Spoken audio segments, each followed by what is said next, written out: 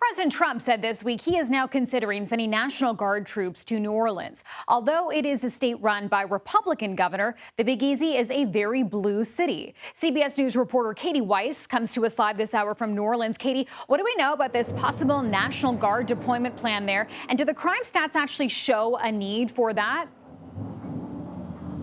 Well, good morning, Chanel. You raised some very good points. Right now, President Trump says that it will only take 2 weeks for him to solve what he calls a crime problem here.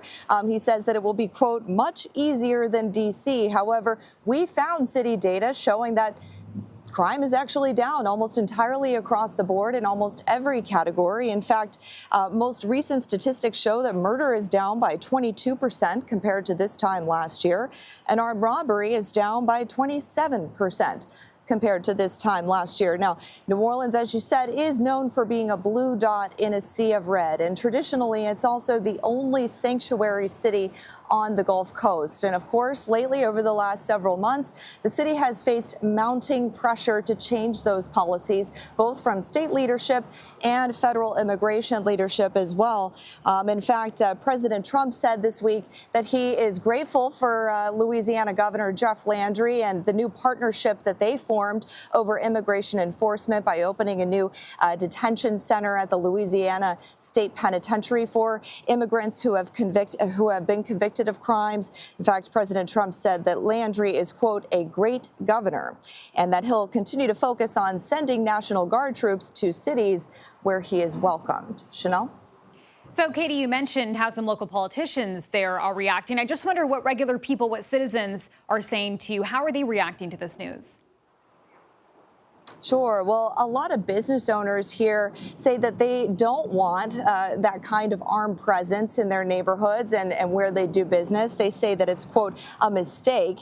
Of course, you might remember after the terror attack took place here on New Year's Day, there were several big events. And so we saw a huge military presence, armed police presence for several months immediately after that terror attack.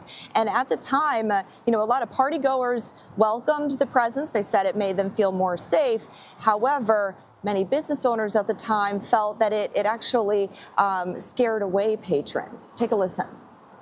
Well, we've had the National Guard here before, and it always impedes business for us. I think it's a big mistake. I think he's wrong in doing so, and I don't think he should be sending them anywhere. Chicago, anywhere, or Detroit, anywhere. And of course, Louisiana's Attorney General, Liz Murrill, she is also in step with the governor here. She says she welcomes the troops at any time and thinks that it's a great idea for New Orleans to crack down on whether or not there is actually a crime problem. Chanel? Kati Weis, thank you for explaining those complexities around this. We appreciate it.